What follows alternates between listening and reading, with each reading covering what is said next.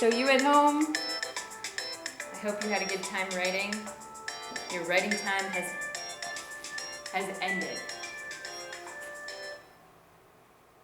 Okay. How did it go? How do you guys feel? Does your hand hurt? Yes, mine too. I can't even read mine. I'm gonna read it to you, but I don't know if I'll actually be able to read it. In the past years, I've often gone on my computer because my handwriting, my penmanship's gotten so messy that I sometimes can't read my own writing. But we'll see how it goes. I know, we sometimes can't read it out. Really? Anna said, see, look at that. Look at how the students talk to me. That gives you permission. You can talk to me like that. She said she can't read my handwriting. It's true. It's true. I try so hard when I'm giving you guys comments, but let me know if you can't read it, because chances are you can't sometimes. I know, because Yep. I'm just talking about last year, we would sometimes ask each other, can you figure this out? We would all wait for each other to figure it out. I did that on purpose. Oh, okay. No, I didn't. Thank you. Sorry, I don't want to be mean, but I just thought I'd... There were a She's so few mean. words that I couldn't. Yeah. That's good. Yeah, let them know, because sometimes I even got new fancy pens so that I would try and write like a lot neater so that you could read it. But that is something. Oh, but man, I have pain in my arm and my hand right now, and hopefully I'll be able to read this to you guys. So now's the time when we can share, if you want. So if while you were writing, you had your audience in mind, if you were thinking these are all things I feel comfortable sharing with this group of people. Then feel free to share it. If you didn't have that in mind while you were writing and it's private, then you don't have to share it. But sometimes it feels good to share the things we've written. Is there anyone who would like to share? Yeah, go ahead, Presley. Do you want me to pause the video, or you're okay? Okay. Okay. I really looked forward to starting classes this year and just coming in and learning my teacher and classmates. I love learning everything all over again. When I was in high school, I really disliked school, so I never liked learning. Jamie is one of the best teachers I've had, and I'm so grateful to have her as a teacher. This Sunday I'm getting baptized, and I'm very excited. I am drowning the old me and coming up fresh and new, giving myself to God. I'm not sure what else to write, but I love free writing. I would love to start to write poetry. Thanks, Presley. I got the shivers. That was really, really wonderful. Thank you. That would totally be something that you could work with and continue writing. And Yeah. That's awesome. Very good. Anybody else?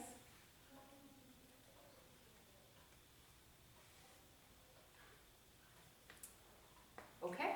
I think I waited 10 seconds. Anna? Okay. Isn't that great? But I will just share what how I feel. Mm-hmm. What I fear the most about starting school this year is that I'm always busy doing so many other things. I worked in between, I take care of elderlies and also work at our home. There's always so much to do. The work in our home never ends. There's always cooking, cleaning, laundry, etc. However, after all that, then I take the time to do homework, and that seems to be a problem because after all that, my brain is tired, so I'm thinking I should change it around and do my homework first. Okay. That's the thing about writing too, is oftentimes when you're writing, you learn things about yourself and you actually work out some problems while you're writing it, right? That's really, really good. Thanks, Anna. I just kind of Yeah. I think Anna, this is no pressure to Anna, but I think we're going to allow her to break some COVID rules and do some baking for us because she's a really good baker. Not that I'm hinting. But Anna's a very, very busy person. She likes to be on the go, but sometimes I think you take on too much, right? Yeah. Mm-hmm. Yeah. Does anybody else feel guilty of taking on too much sometimes? Yes. Yeah. Should have not done it. Yeah, we do that, right? And then we put the pressure on ourselves and things become really stressful. Yeah. Anybody else? As your hearts are racing, should I? Okay, I'll share mine. I was super scared about the online part of the class this year. A number of things scared me about it. the number one thing was the technical side of it. Like, how do I use the video camera, even though I'd practiced? Then, my ever-anxious mind went to 1,001 more worries. Like, what if I can't download the video to YouTube because it's too long? And that happened, by the way. I had to do all these steps because it was too long. What if I sound like an idiot in the videos? How will I know when to stop and start the video while teaching? What if I go off track while teaching because I'm so focused on the video? And the list goes on and on and on. But you know what? In the end, like always, worrying about my fears was more scary and painful than actually facing them. No, things weren't perfect with the videos, but the world didn't explode. A few people even watched the videos and liked them, other than myself. And that's a bonus. Okay, maybe I look like a bit of an idiot in the videos, but there's a lesson there for me, to love myself for who I am. An imperfect, and then the timer went. I was going to say, an imperfect person in an imperfect world, surrounded by wonderful people. Something like that. Okay, so for you at home, if you want to include your free writing, I really hope this is recording. If you want to include your free writing in your packet for me to take a look at, if you feel comfortable sharing it, I won't mark it. It's not for marking. It's just if you want me to know something that you did in your free writing. Okay. Alrighty. Does anybody have any questions before we go on? Okay, so tuck that into your, wherever you keep your free writing. So if you have a booklet for your free writing, I'm just going to make sure this is still, yep, it's still recording. If you have a booklet for your free writing, great. If you don't, I'm going to look at getting some, or you can get one, or you can have a section in your binder for free writing. Okay, so what we're going to do now is, before the stage twos race off to the other room, we're going to do a little bit of a review. So a little bit of a review about the writing process. So what I want you to do is to call out any word, idea, thought that you have, or that you remember, or fact, about pre-writing and the writing process. So any words that you learned through Quizlet, anything that you think of now when you think of pre-writing. Go ahead. I'm ready. Audience, yes, thank you. Purpose. Sorry? Purpose. Purpose, yep. Persuade. Persuade. Mm-hmm. Informative. Informative. Brainstorming. Cluster. Don't be shy, stage twos. I know you know. Mapping. Mapping. Let's hear it from the back crew over there. What else? My mind is good. Your mind is blank. Okay, this can happen when you're brainstorming. Do you want to get out your glossary or anything from last week that you can take a look at and give you some ideas? What else? What's that? Outlining. Outlining, yeah. Narrative. Narrative, yep. What else?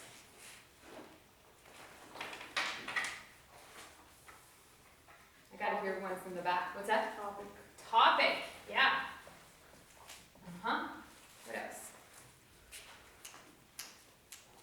Clustering. Well, there. Clustering, yes. Clustering is right here, yep. Clustering, mapping. Anything else that's not up here? Sorry, description? Descriptive? Yep. Yeah.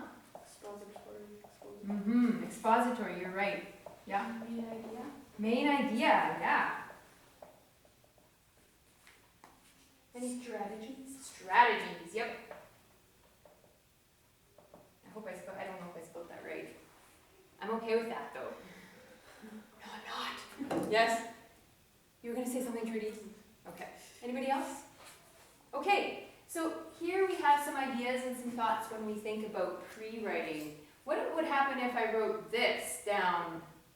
Tower. Tower. What does the T stand for? Topic. Think. Close. Think. Yeah, but you're thinking about your topic. So it could be a double T for sure. Yep. What does the O stand for? Organize. Organize.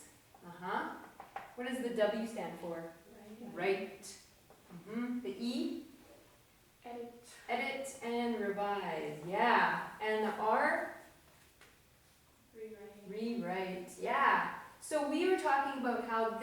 week, all we're really doing is thinking about this part. So if you think about what we did with free writing, we kind of jumped right to this. Although those of you who are in stage 3 found out that free writing is actually something you can do there as well to get you thinking about what you want to write. Okay? So this is what we focused on. Now with stage 2, we focused a lot on doing a brainstorm like this and then clustering our ideas together that matched. So if we were to look at this brainstorm, this random sprinkling of words, how could we cluster or categorize, put in categories, some of these words? Which words would go together? Which words would you guys put together?